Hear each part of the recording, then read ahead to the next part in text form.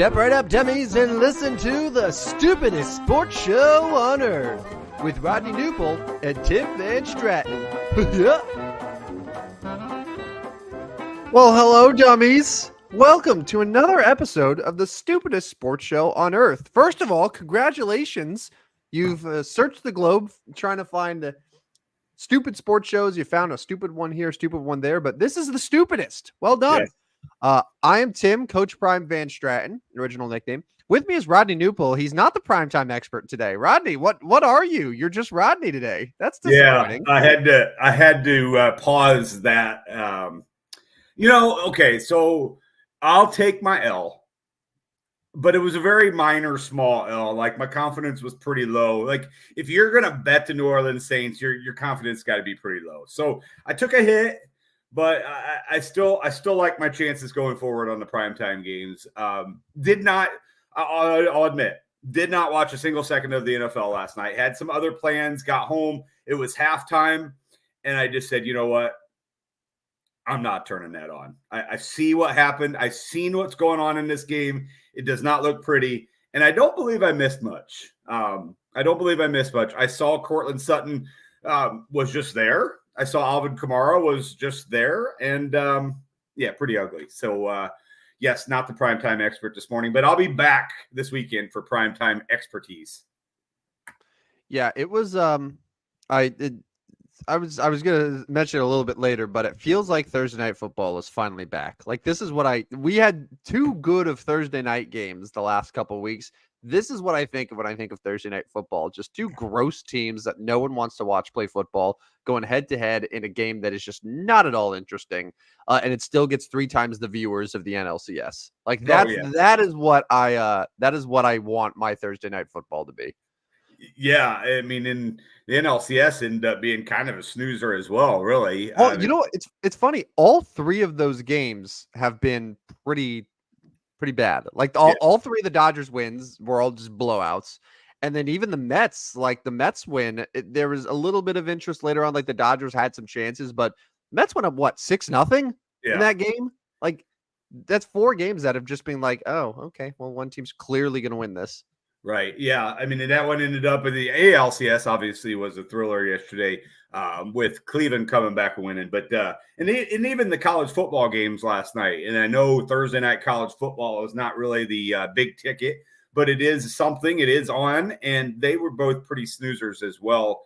The total kind of was in balance in the one game. And then I thought Boston College might make a run at Virginia, and that didn't happen. Well, they did. And then Virginia kind of closed the door on them. So kind of a snoozer night last night in sports, but we're going to make up for it this weekend.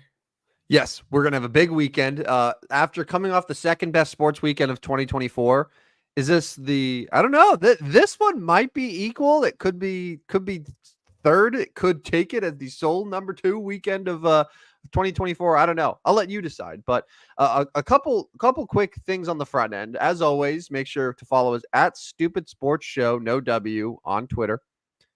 We post a lot of things there throughout the week. You can watch us live, as I'm assuming many of you who are watching right now are, but we're also streaming live a couple different places. And Rodney, this is very exciting. We've teased this a couple different times if you've been listening to the show, but we have made it official. And there is now a whole new level of Stupid Sports Show to unlock. And do you want to talk a little bit about that? Yeah, so we did join our Substack, as you can see there in the comments, at Stupid Sports Show with no W. It's very on brand for us. But so at Substack, basically, we can talk about some games. We can give some analysis. We can say what we want. It's in writing. You can subscribe various ways. Go to Substack and you can kind of poke around at how it works. We'll start putting some plays in there. Try to get to some every day. I'll give some, you'll give some, and especially this time of year, October, November, very busy type of in sports where there's plenty of action. There'll be some days, some weeks that there'll be less, obviously, but we'll get on Substack. It's kind of fun. There's some other good follows on Substack as well, if it's a tool you're not using in your daily sports betting life. So head on over to Substack, find out how that goes. And and we are going to do a contest. I don't we're kind of ironing out the details of that. And I do have okay. Let me go back here. When I gave the contest on Tuesday night, I made it very specific. I was going to give one away. I'm giving two away. I'm just nice enough. There was a tie. You're that generous. When I think of Rodney Newpol, I just think of generosity and warmth and kindness. There was a tie. And instead of putting them in a hat and saying, pick the winner, I'm just going to give both. So anyways, we gave two away on Tuesday night. What's our deadline for this one? So we're going to, if you subscribe to our Substack, you're going to be in a drawing for a jersey. But what kind of deadline are we going to have here? I think the deadline should be when Sunday night football ends. Okay. So the Jets-Steelers game on Sunday probably ends, a little after 10 p.m. Central? Yeah. Yeah, so like once that game is done, contest is done. Okay. Yes, so Rodney and his infinite resources is giving away yet another jersey. So yeah, basically it's really simple. Subscribe however you want, whether it's just like through the Substack itself, just our newsletter. We'll see all who subscribes. It starts now all the way up through the end of Sunday Night Football. And then after we get all the subscribers, after we build our empire, Rodney will randomly select one person. That person will get the jersey of their choosing. Yeah, that sounds good.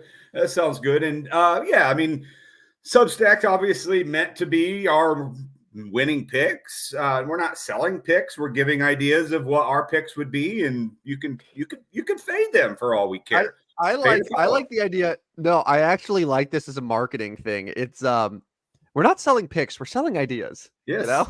Yeah. That's perfect. Like there's so many gambling experts out there that are trying to sell their picks, and they're like, hey, you can get all of my picks for only $200 a week. No, we're not doing that. We're selling ideas. Yeah, giving you ideas on who we think is going to win the game. So and it's free right now.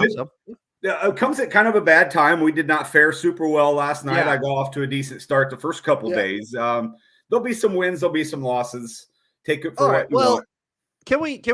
Should we just start there to recap? Because we should lay our cards on the table. By the way, if you go to our Substack right now, you'll see we've had 3 days of posts so far that we've put up.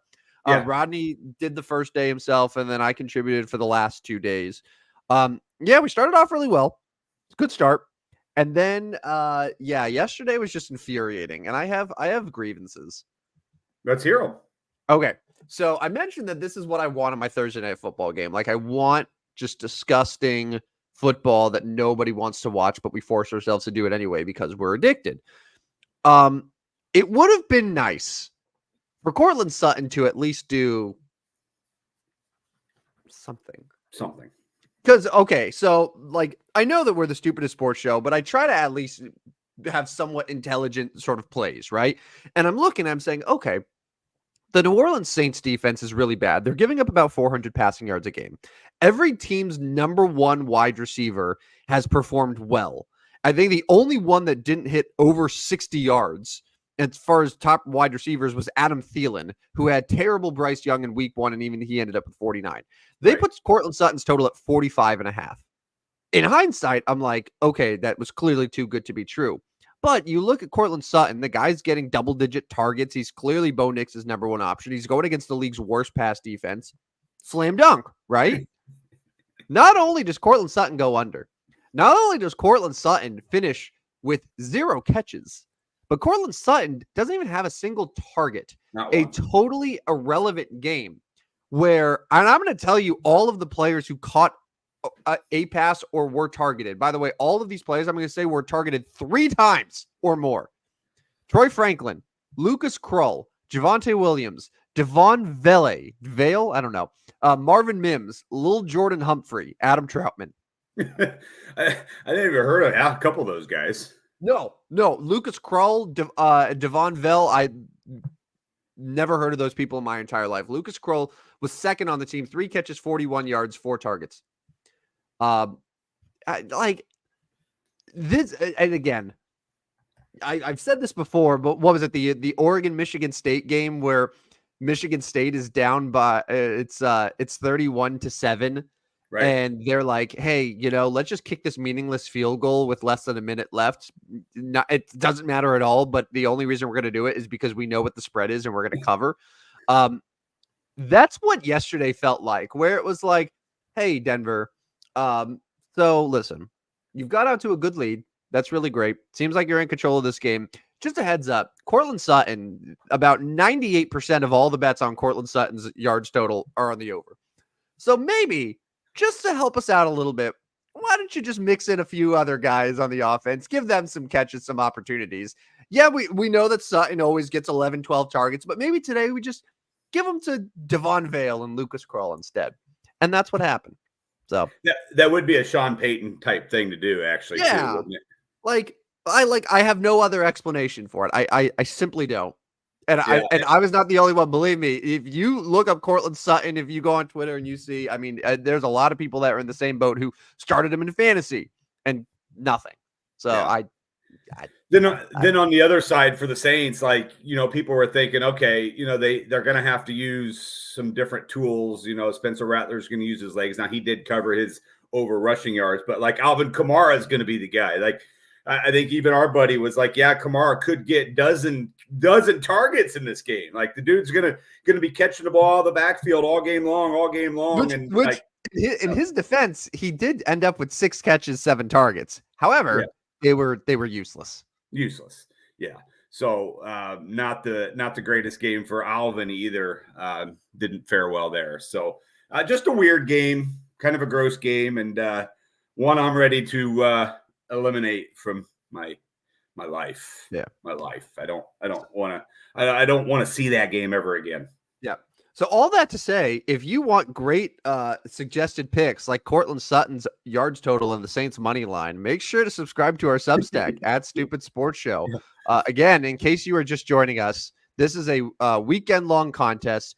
Anyone who subscribes between this moment and the end of Sunday Night Football between the Steelers and Jets will be entered to win the jersey of their choice. And Rodney, I will also declare that this is not open to hosts of the Stupidest Sports Show, so I cannot win a jersey because I'm also already subscribed. Yeah. So get in that contest and we'll pick the winner there. Sorry, I'm getting distracted by Chinese basketball here. Yeah, what's going on there? Let's just lay it on the table, okay? Lay it on the table. It's 8:14 in the morning Central Time, and you are sweating Chinese basketball. Got the win under 53.5, third quarter live. Ended at 53 with a shot at the buzzer rimming out. I'll take that. I'll take that cash. It's given me some entertainment this morning and every morning here the last couple of days. Like, there's Chinese basketball going on. So naturally, what do? We follow Chinese basketball. Anyways, I'm back. I'm no longer distracted and ready to talk football with you. But I was kind of bored by Broncos Saints. Like, we're 14 minutes in, and like we spent way too much time talking Broncos Saints because that game was garbage. So why don't we look ahead to week 8 of the college football season and week 7 of the NFL? How about that? I can do that. Or do you want to recap yesterday's baseball? Let's do baseball. We can do baseball first. You want to do baseball? Okay. I have a couple baseball thoughts. Okay, let's do it. What the hell is a big Christmas? Yeah, I'm not sure there either. I'm not sure on that one either. Am I so out of the baseball loop?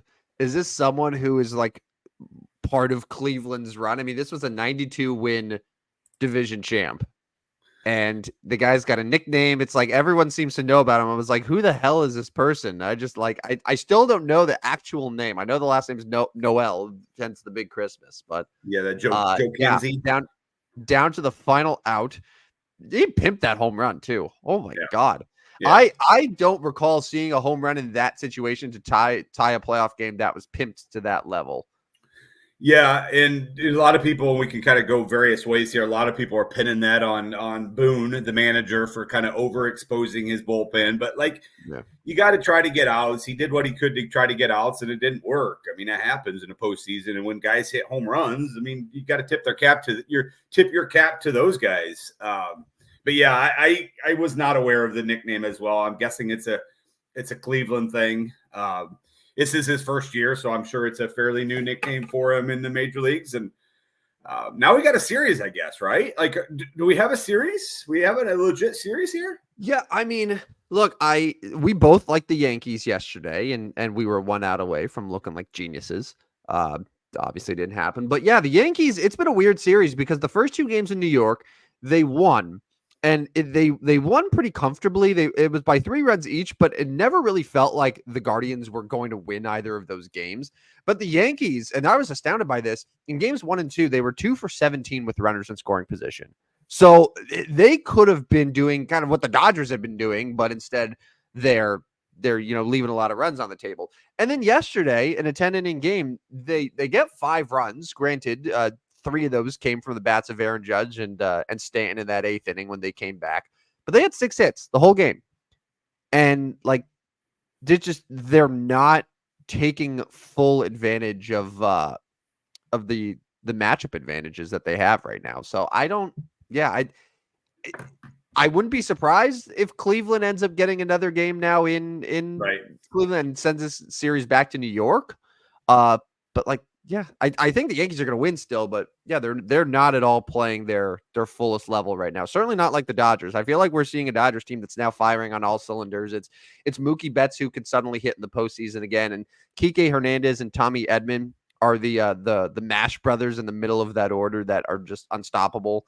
And yeah, it's dominant what they're doing there. Yeah, I still like the Dodgers quite a bit. I still like the Yankees, but I have a little question marks, obviously, after the blown save last night on the Yankees. But this game 4 will obviously see where this direction of this series is going. I mean, for the Mets, like you have to win this game 5, or you're obviously in big trouble. But my picks have not changed. I'm still taking the Yankees and the Dodgers.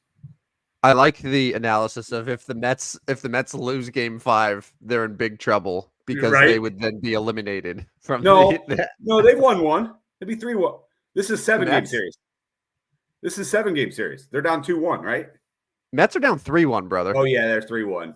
Yeah, you're right. Okay, yeah, then game 5. Yeah. So I'm going to go on a limb and say if they lose today, they're in trouble. Yeah. Well, yeah, they're in trouble. Today it's your boy Jack Flaherty, former Cardinal legend, against who is it, Dylan Peterson on the Mets. Yes. And then Yankees Guardians Louis Skill against Gavin Williams. Okay. Do you remember when we used to have postseason matchups where they were just like aces, so like just on every single team, and now it's just Gavin Williams and Dylan Peterson and starting pitching is not very stellar. It doesn't seem like. No, that's me just being an old man though, and remembering when baseball was a simpler time. All right, now we can talk football here, college and NFL. I think the two huge college games this weekend, and I apologize if there are more that I'm missing here, but of course there's Alabama, Tennessee, two programs that I think a lot of people 3 weeks ago were like, oh yeah, these could be two of the 4 best teams in the nation. And now it's like, oh, I'm not so sure about them. They've kind of dropped the ball here, had some bad losses, and now they get to really go head to head. I mean, this for that game in particular, Rodney, with 1 loss for each of them, is this a game that potentially the loser is? I mean, it's crazy to say, but like, does the loser of this game miss out on the playoff? I don't think you're quite ready to miss out with 2 losses just yet, because you're. You need some help. Like you need other teams to fall off too, because if there's going to be more undefeated teams or 1-loss teams, then it's going to be harder for them to have that case. Yeah. So Tennessee's 11 in the country right now. I kind of look at, okay, where's your top 12? Because that obviously Tennessee would fall out of the top 12. So looking on pace, they would be on pace to not make the college football playoff. Now, obviously, they could run the table, get back into the top 12. Alabama would probably find a way to be still in that top 12 with 2 losses. And then, so the loser obviously is going to have to run the table from that point on and get some help. The winner's obviously much better shape, it's obvious. But, this is a great game in Knoxville, Tennessee. I mean, we're getting our best bets for betting, so I don't want to give anything away later in case one of us has it. But I thought Tennessee was going to be dominant early on in the season. They did. They were dominant early on in the season. What'd they do? Well, the Kent State game, 71-0. But then they beat up on Oklahoma. Now we're finding Oklahoma is not very good. Then they lost to Arkansas. So maybe Tennessee is not very good. It's part of the problem here. Yeah. I mean, They only scored 14 against Arkansas. They only scored 23 against Florida. So a lot of questions with a quarterback. I mean, Nico is probably the best quarterback they've had at Tennessee since Peyton Manning. Like, that sounds crazy, but they haven't really produced a whole lot of great quarterbacks there. Right. I mean, Hendon Hooker was pretty solid, but he's kind of a NFL backup at this point. I think Nico, when he comes out, is going to be a high first round pick. So, but yeah, so it's weird to see the offense of all things kind of stagnate the last couple weeks. And yeah, I wouldn't be surprised if it happens again against Alabama, honestly. Yeah, and in Alabama, like, okay, what's happened the last couple weeks for them? You know, a loss and then a struggle. So we're gonna have to figure that one out. I mean, Alabama's gonna have to improve here soon. They got Missouri, who I know we're still wondering if they're frauds or not, and then they go to LSU to start November. So some big games still coming up. This is a big one for both teams. You do not want to get your second loss even before November arrives. Yep. And then we have a game that maybe the stakes are a little lower for Georgia and Texas. There are two top 5 teams. You know, Georgia's one loss came at Alabama. Like, no one's going to sit here and be like, oh, that's such a terrible loss to take, especially because they almost came back and won that game. And then Texas is number 1 right now, sitting undefeated. That is a game, and you and I were talking a little bit before the show started. Like, I think Texas wins, but I don't feel comfortable with that spread. They have it around 5.5, sort of depending where you find it. Maybe if it somehow drops, I don't know where a lot of the money is coming in right now, but maybe if it falls below 5, I might throw some on Texas. But like, yeah, that's a tough one there. But I like I said, I kind of like the Longhorns there at home. Yeah, no, I like Texas too. I think Texas is finding out. We're finding out that they're probably the best team in the country. I think Oregon has an argument. Ohio State probably still has an argument as well. But yeah, I think I'm gonna like Texas there as well. They just look dominant. What other games this college football weekend have your eye? And honestly, even tonight, Friday, we got a pretty good group of games too. We got Oregon. Yeah. Well, Purdue sucks, but like Oregon, number 2 team, like seeing them in action will be fun. And then Oklahoma State at BYU could be interesting. Yeah, and even Florida State at Duke with 2 names, 2 programs there. We're obviously not terribly interested in the 1-5 Seminoles, but on the other side, it's the 5-1 Duke Blue Devils. Now they are coming off a loss to Georgia Tech, but the ACC is still kind of up for grabs, at least that second spot to face Miami in the ACC title game. So, I mean, Duke could be one of those teams.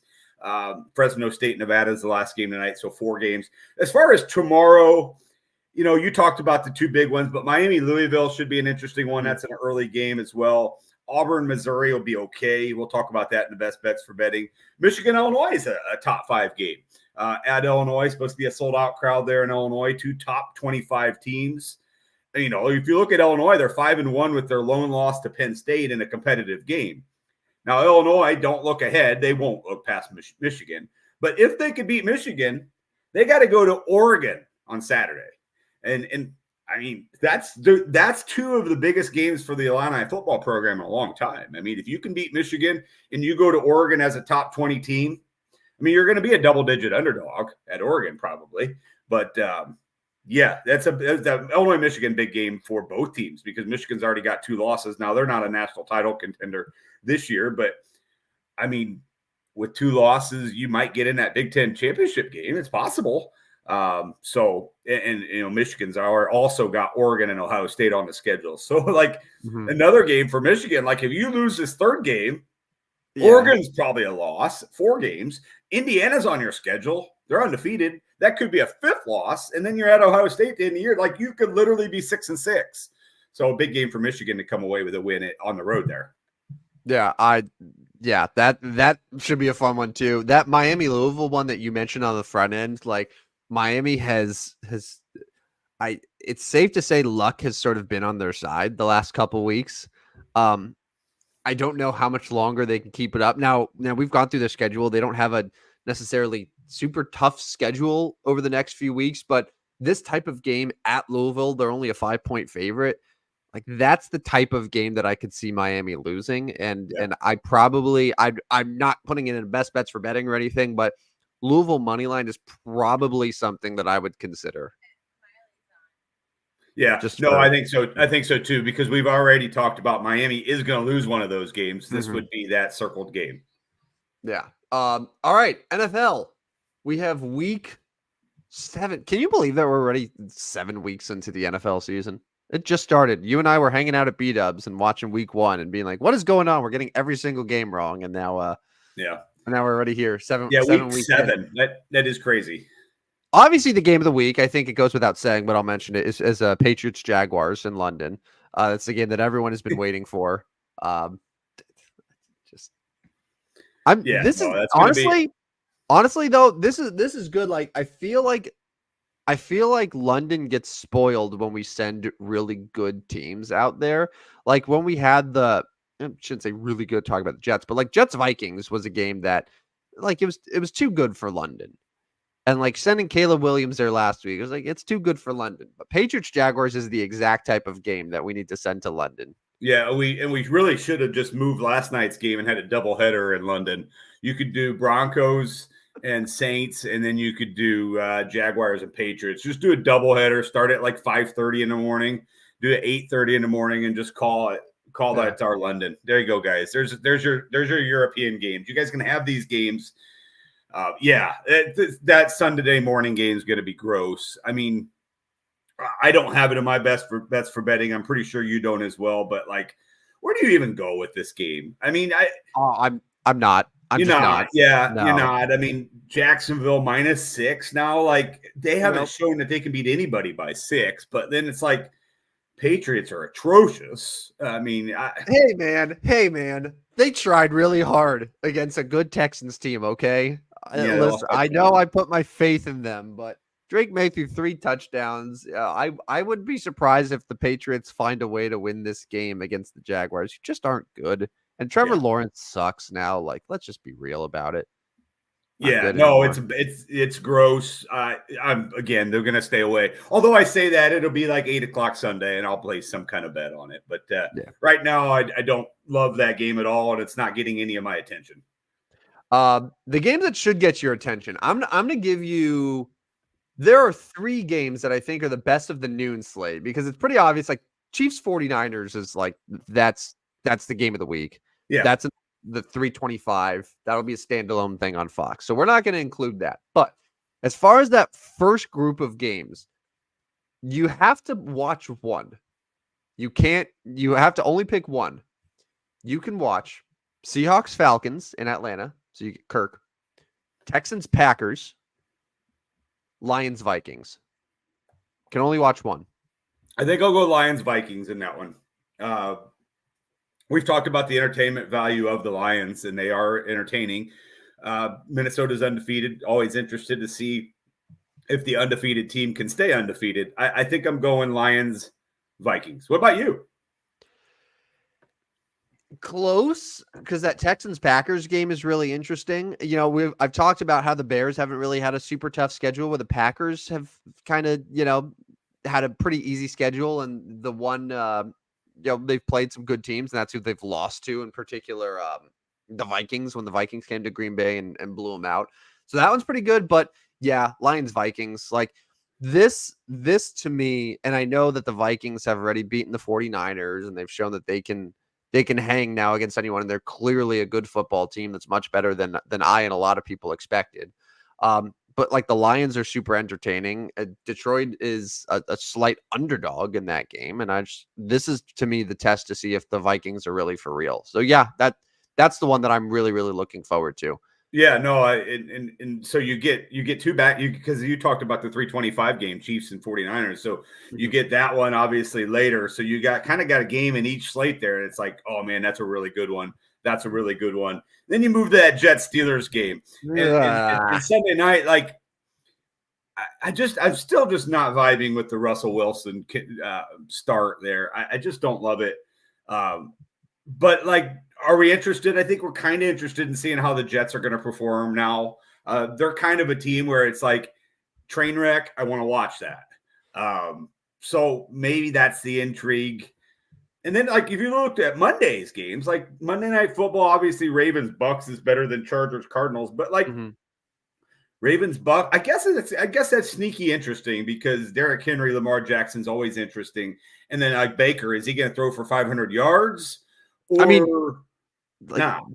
like Baker Mayfield is quietly an MVP candidate Yeah, if you no, just for look at sure. the numbers. For sure. That game's in Tampa. So, like, okay, can Tampa compete there? I mean, I'm guessing the Ravens are going to end up rolling them, right? I mean, Ravens are awfully good after that 0-2 start. They're figuring Yeah. some things out. Okay. Here's the thing though. We also that was sort of my reasoning last week. They're at home against Washington, and they won by a touchdown. Like, they got points, but they allowed Washington to do their thing. They're facing one of the best offenses now in the NFL. They got to go on the road to do it. Like, I like Baltimore there, but I don't think it's going to be a blowout. It Yeah. could be. I mean, and it could be. It's 3.5 points right now. They could win by 4. Hell, they could even win by a touchdown. But like, if Baltimore wins by a touchdown, I'm not going to be like, oh, they blew them out. Like, Right. so like, I think Tampa Bay can definitely hang there. So, Yeah. but yeah, that's a good one. And like, I know that we sort of discounted Chargers Cardinals here, but it seems like if crazy shit happens in the NFL, it's always in Arizona. Yeah. And that feels like a game that the Cardinals can just win outright, because why not? Like, Kyler Murray will just scurry around and do things, and that'll be that. Plus the Chargers are incredibly banged up. Like, Yeah. they suffered some injuries against Denver, a game that they won, but like, they're not very healthy right now. Pretty low total in that one, 44.5 Chargers Yeah. Cardinals. Interesting to see what happens there. That's a low total for a Monday night game, but you're right, Chargers banged up. So Well, yeah. how about 38.5 for Sunday Night Football? Yeah, yeah, Jets Steelers. You got to Yeah, hope maybe Devonta helps that, but we'll see. yeah. That's gross, because you nailed it with that one, because it's like a train wreck that you can't stay away from in the Jets. And then the Steelers are the exact opposite, where I want to do everything in my power to stay away from them. Like, Yeah, for so it's sure. just like something has to give here. It's like, and the NFL did a really good job of putting this game in prime time, because they knew, okay, everyone wants to watch the Jets. No one wants to watch the Steelers. Nice Right. happy medium.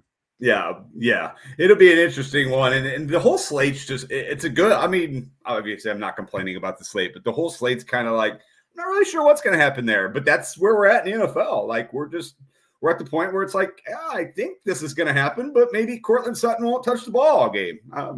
We don't really know. So that's the intrigue of week 7.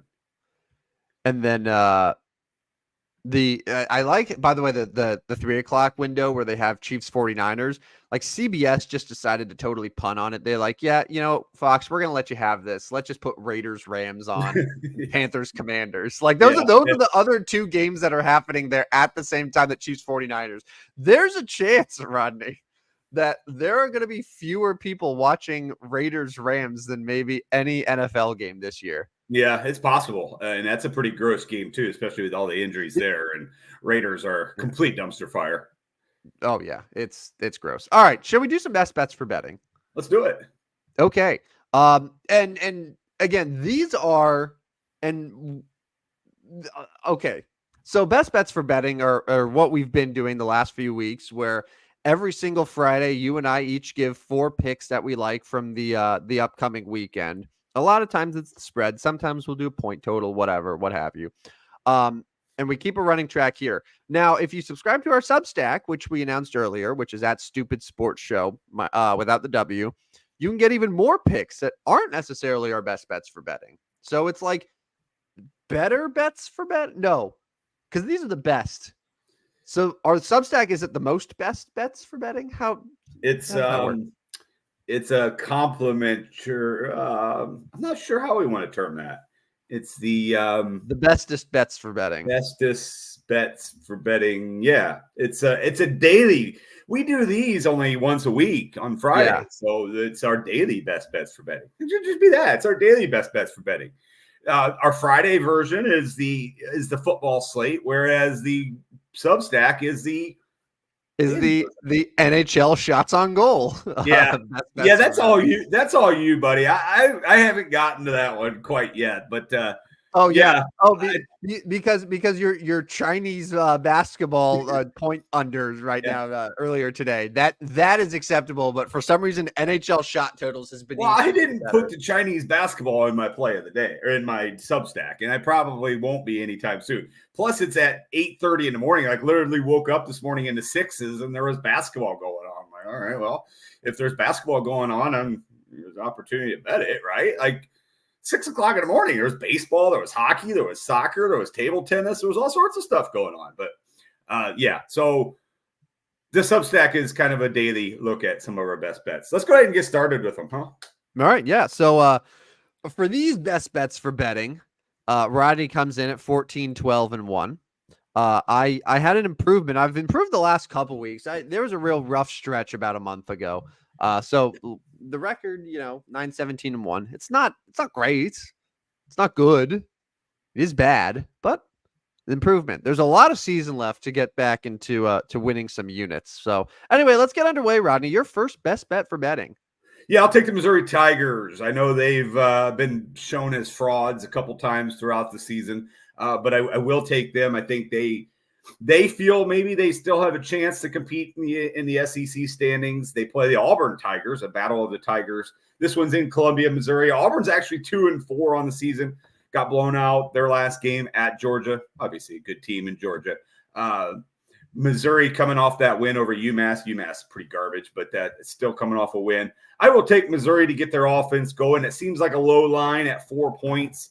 49.5 is the total. We're looking at something like 28-20, and we could call it a Missouri win. I'll take the Missouri Tigers -4 over the Auburn Tigers. You could have just said that you took the Tigers and you'd be a winner either way. See, I would. That's the heady play to win best bets for betting. Just give me the Tigers, and then you can just be like, "Well, run the tape." Yeah, I told you who was going to win. Tigers. All right. I have Alabama as a 3-point favorite at Tennessee. I'm taking the Tide here. Yes, Alabama is not exactly coming in with all the momentum in the world. Their last 2 weeks were a loss to Vanderbilt and a come-from-behind win against South Carolina. It's been pretty rough. But meanwhile, Tennessee also hasn't been very inspiring either. Their last 3 weeks, as we talked about earlier, is a close loss at Oklahoma. It's not very good. 14 points and a loss against Arkansas, unranked. And then another close loss against a Florida team they had to go to overtime to beat. So, like, their best football or, like, their best play comes on offense. They haven't been getting great offense now for 3 straight weeks. It's not exactly gonna improve against a tough Alabama defense. And also, Rodney, the reason that I'm taking Alabama here, Tennessee as a home underdog since 2015 is 6-14 against the spread. It's the worst record of any Power 4 team in the nation. I know, we're going back talking about college teams of 10 years ago, and Tennessee's probably a better team now than some of those teams were. But this is a spot that I think Alabama responds. The line is too low, and I could see Alabama getting out to a big lead early and not looking back. So give me the Tide, 3-point favorite. Roll Tide. All right, my second one's going to be the Black Knights of Army. 6-0 for the Black Knights so far this season, and they have absolutely pounded everybody. In fact, none of their games have been any closer than 17 points. They beat Florida Atlantic in week 2 by 17. Since then, 23, 28, 42, 34. They get an East Carolina team at home. Army is at home. East Carolina team that is coming off giving up 55 points at Charlotte last week at Charlotte. They also gave up 35 at Liberty earlier in the season. So East Carolina not known for their defense. Army, the Black Knights, will continue their winning ways, 6-0, maybe a playoff contender. But Army is the top rushing team in the country, 370 yards per game on the ground. 370 yards per game on the ground. Not looking to pass it very much, just 92 yards per game. But the ground game will work. All the options. I'll take the Black Knights 16.5 over the Pirates of East Carolina. You know what's funny? So we haven't talked much about Army and Navy, but both teams are undefeated. Yep. They announce, correct me if I'm wrong, they announced the playoff before the Army-Navy game. Yep. What happens if Army, and this is probably not going to happen because I think both teams still have to play like Notre Dame and a couple other teams, but what happens if Army and Navy are both undefeated and have a chance to make the playoff, and they announce the playoff before that Army-Navy game? That then makes that game pretty much meaningless. They may have to leave a spot open. Winner of the Army-Navy game. I mean, that would make it the most highly viewed Army-Navy game in the history of the rivalry, no? Oh, yeah, 100%. Yeah, yes. I mean, for sure. But yeah, I mean, it is still on, but it's an interesting thought because that Army-Navy game is on December 14th. And I've never understood why they have to wait so long to play that. Why can't they're both off the 7th. So why they can't play it then, I'm not real sure. But you're right. Army has Notre Dame at Notre Dame on November 23rd. Certainly going to be underdog in that game. Navy at 5-0 has Notre Dame next week. So the Irish could spoil both these. But so we talked earlier in the year about how the Irish have kind of a soft schedule. And they don't get me wrong, like they still kind of do. But like you are playing Army and Navy, and both those teams are undefeated. So it can't be that soft. But yeah, interesting thought. We'll see if it happens. I'm guessing that's going to be a no. All right. My best bet for betting. It's kind of funny because we were talking about this Texas line. It scares me a little. And okay, so I will put a caveat on this. If you can get Texas at 4.5, which I saw them this morning on BetMGM, that's where you do it. Yeah. The line started at 3.5. It's already up to 5 in most places. So I wouldn't be surprised if it actually continues to move in that direction to where it's 5.5, maybe even 6 by the time we get to the weekend. That said, if you can get Texas below 5, I'm going to take the Longhorns here. So when you think about Georgia and you think about, the reason for their success the last couple of years, which by the way, I think this will be the first time in 3 years that Georgia's been an underdog in a game. Yeah. Does that sound right? It does. Yeah. But when you think about Georgia, you think about their defense. Well, this year that defense hasn't actually been very good. Against Kentucky earlier in the season, they allowed Kentucky to run for 170 yards. Also, we saw against Alabama, we saw Jalen Milroe exploit them through the air, on the ground, 305 yards and 3 touchdowns in just one half. Mississippi State also ended up with over 300 passing yards against them. So this is not a Georgia defense that is particularly strong. And now they're facing a Texas team. It's the number 1 team in the nation. It's a team that you and I both probably think is the top team right now going. Right. Quinn Ewers is healthy, and he looked dialed in last week in a tough game against Oklahoma. Well, not really tough, but a rivalry game in a neutral field. You never know how those are going to go. So that's to say, I think Texas is better than Georgia. I think Georgia doesn't have the defense necessary to win this game. And when you factor in that it is at Texas, give me the Longhorns. 4.5. If you can get that number, do it. I'll move to the NFL for my best bets. Number 3, it is the Philadelphia Eagles minus 3.5 at your New York Giants. So you'll have to mute the group chat at noon on Sunday. I will take the Eagles. So listen, they're my Super Bowl pick out of the NFC. Still with it. They need this win. They need this win bad. You cannot lose in New York against the no Malik Neighbors, a poor Daniel Jones, a running game with a backup running back. Is Singletary out again? I don't know about Singletary, but Malik Neighbors is his cleared concussion protocol. So I think Malik Neighbors is going to play. Yeah. So I'm going to go on record at 3.5 here. It's dangerous because you can actually get it at 3 some places. I kind of botched this one. I see it 3 right now, but I've already declared 3.5. Come back Tuesday. That might bite me, but I will take the Eagles on the road at the Giants. Saquon Barkley's return to New York. That's really all I got on this one. Okay. So you know that I was never a huge Saquon Barkley fan. Correct. I was not at all upset when he was gone and not re-signed. I was annoyed that he left to the Eagles, but ultimately I was like, whatever. So maybe this is where my opinion's coming from a little bit, but like he lacks a lot of self-awareness for him to think that he's not going to get his ass booed like every single time he touches the ball on Sunday.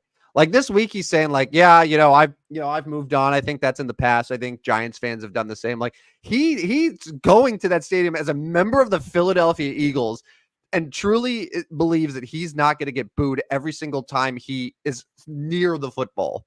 It's just like, you're a clown, dude.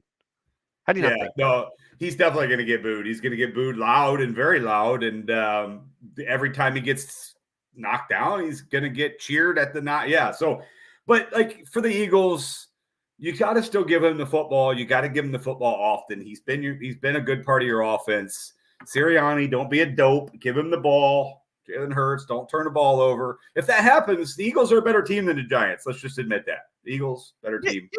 Yeah, no shit, dude. Of course they are. But they're only a 3.5 point favorite. So it's not like they're playing.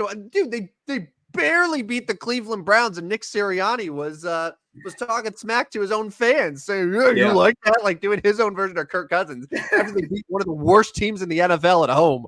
Like, shut up, dude. They're just a stupid, arrogant team. Yeah, they'll probably win. The Giants are very good. Daniel Jones is a bad quarterback, but like, I'm not going to sit here and be like, oh my God, the Eagles are worlds above the Giants right now. No. And the Eagles need this to keep pace with Washington. They're a half game behind Washington. Washington should win at Carolina. That's obvious, or at home against Carolina, excuse me. So even better. But Eagles really need this one. And obviously, the Giants, they're probably not really thinking playoffs, but a win there 3-4, and obviously you're better than 2-5. But I'll take the Eagles here, -3.5.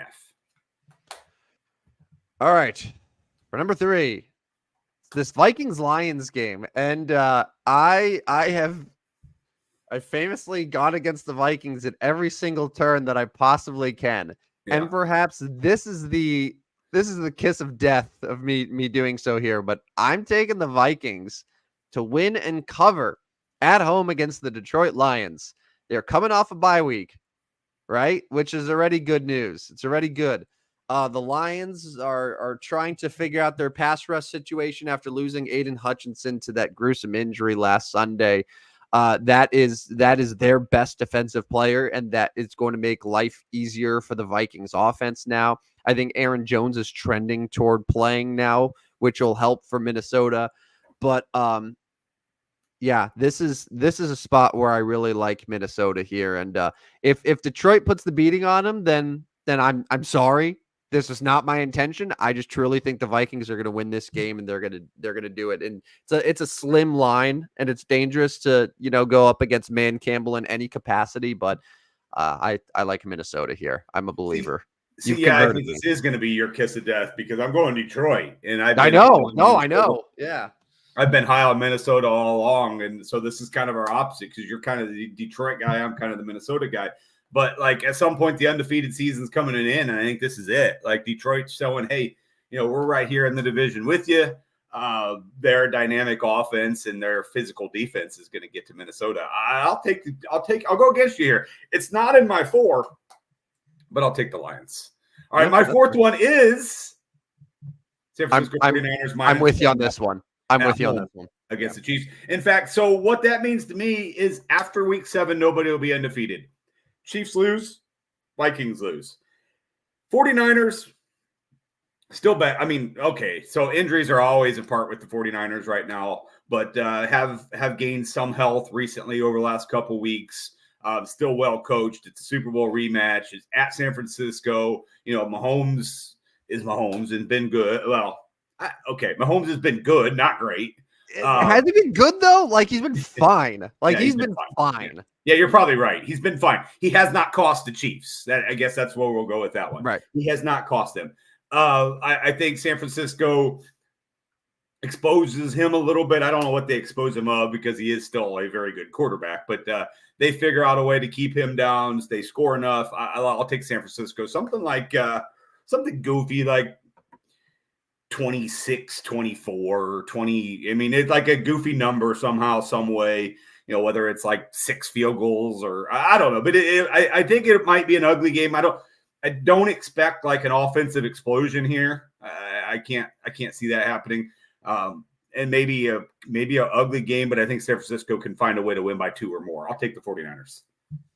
Yeah, I'm with you on that one. And now we get to the real game of the week. It's Colts Dolphins.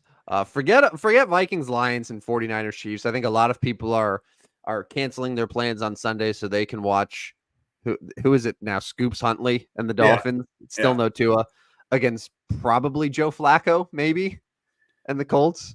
I was astounded when I saw how small this line was here. It's like people have forgot that the Miami Dolphins without Tua are hard to watch. Horrendous. And now they got to go to Indy and beat Joe Flacco. Ain't happening. Colts 3-point favorite. Am I missing something here? What am I missing? Yeah, I mean, the Colts haven't been fantastic either. Flacco has been better than Richardson is and was. Well, I don't know what the deal necessarily is with Richardson. We thought maybe he was playing last week. And I'm assuming Jonathan Taylor is probably trending toward playing, maybe? Yeah, I think so as well. But yeah, I mean, I'm looking up Taylor's discussion right now. Yeah, last I saw, he didn't practice on Thursday. Yeah, he didn't practice. So, I mean, but they beat the Titans by 3 last week without him. Titans is better than the Dolphins right now. Mm-hmm. So, yeah, I mean, you're probably right at the 3. I get a little scared, 3 points. I mean, I could see this game being 17-14. Sure. I guess that's a push. But, yeah, I don't have as much confidence as you. But if I am betting this game, I'm going to Indianapolis as well. Yeah, the Colts are one of those teams where it seems like they could beat the Chiefs, but then they could also just lose to the Jaguars, which, by the way, they did. They did. So it's just one of those teams. I get they're like the AFC version of the Cardinals for me. Yeah, I can see that. You just never know how it's gonna go. But my instinct when I saw this is that don't overthink it. Take the Colts. Dolphins just aren't good. They're done. Okay. That does it for best bets for betting. Shall we do our Barry Bonds stat of the day here as we wrap up our Friday show? We should. Okay. This one comes courtesy of me today. All right, Rodney, I want you to do me a favor here. I want you to just tell me some of the great hitters that played for your St. Louis Cardinals from the years 2001 to 2004. Well, Albert Pujols was pretty good. Yeah. Emerging Albert Pujols. Yep. You got one last year of Big Mac because 2001 was his final season, right? Yeah. I mean, so that wouldn't have been Scott Rowland or Jim Edmonds' years. Yeah. 01 to 04 would have. Yeah. Oh yeah. Certainly. So Jim Edmonds, Scott Rowland, both also good. Yeah. Yeah. I mean, a lot of really, really good sluggers. Just legendary batters in that Cardinals lineup. And it's funny because a lot of times when pitchers would face those Cardinals hitters, they would intentionally walk them. I mean, why would you want to pitch to Albert Pujols and Jim Edmonds and Scott Rowland and all those guys? The Cardinals from the years 2001 to 2004 registered 260 intentional walks as a team, which is the most in baseball at that time. Yeah. Behind Barry Bonds, who by himself in the year 2001 to 2004 registered 284 intentional walks. Wow. So Barry Bonds had more intentional walks in those 4 seasons than every other Major League Baseball team had in that same stretch. Just himself. The Cardinals were second, by the way, right behind Barry Bonds, and presumably the San Francisco Giants at 260. That's crazy.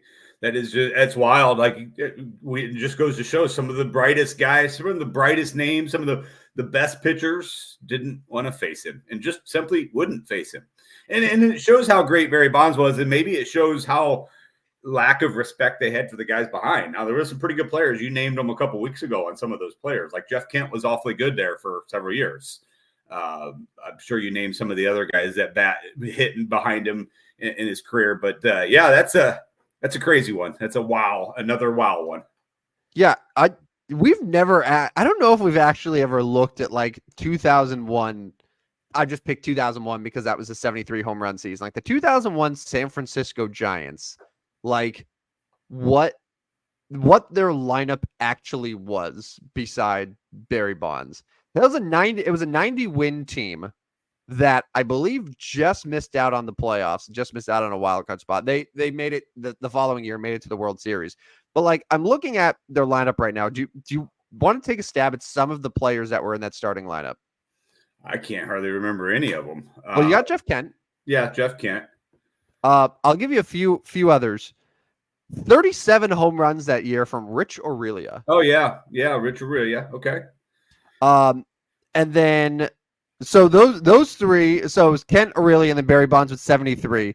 There were only 2 other guys that had double-digit home runs. One was Armando Rios, and then the other one was Marvin Bernard. I don't even remember him. And then you had Calvin Murray, Ramon Martinez, JT Snow, Benito Santiago kind of filling out the rest of that that lineup there. Yeah. Well, I mean, and the team won 90 games. It just really goes to show how good Barry Bonds was. Yeah. 73 home runs. It kind of helps. Yeah, it kind of helps. That's just my guess. All right. Well, that does it for the Stupidest Sports Show. A couple things before we get out of here. Follow us if you're not doing so already at Stupid Sports Show, no W on Twitter. You can listen anywhere you get your podcast, Spotify, Apple, iHeart. And as we announced at the beginning, we are officially on Substack at Stupid Sports Show. It's the exact same handle as our Twitter is. So subscribe. Okay. Subscribe. You can get our email newsletter, which we'll send out pretty frequently, at least once a day. And, get some, what's the term that we used earlier? We're not selling picks. We're selling ideas. We're selling ideas. Right. But it's free. So you can go and subscribe there. Anyone who subscribes between now and the end of Sunday Night Football. So once Jets Steelers goes final, that is the deadline. Rodney will then select any of our new subscribers at random and reward them with the jersey of their choice. But you got to subscribe to our Substack. But that I think just about does it. And I should also mention that we are putting everything that you see in this show. It's a sponsorable opportunity. It is. You can rebrand us however you like. I've already said for a price, I'm willing to legally change my name to your business for price. Okay. But whether it's best bets for betting, whether it's our Barry Bonds stat, whether it's our Substack now, whether it's the podcast, there are the title of our show. There are many different ways to help us continue to do this show and to have a very mutually beneficial relationship. So reach out to either of us if you are interested in sponsoring the Stupidest Sports Show on Earth and becoming our first sponsor, which is historic. And then you too can live in that mansion like Rodney is. Or you could sponsor this mansion. Yes. Just slap the logo right there on the above the fireplace. You can just put it right there on that table. I think that's perfect. All right. Well, I think that does it, Rodney. So you enjoy this weekend now. You have fun. Yeah. Watch all the football and Chinese basketball. It's supposed to be nice weather around here. We're running out of those days though, man. We're running out of days for the nice weather here in Central Illinois. Wherever you guys are at, hope everyone's staying safe and staying warm and enjoy the football. I'm looking forward to Tuesday night. We'll already be at episode 17, so a lot more to come. Brings a tear to my eye. I'm getting emotional thinking about it. All right, well, anyway, that does it for the show. On behalf of Rodney Newpol, I am Tim, Coach Prime Van Stratton. We'll talk to you Tuesday night. See everyone. See ya. Step right up, dummies, and listen to the Stupidest Sports Show on Earth with Rodney Newpol and Tim Van Stratton. Yeah.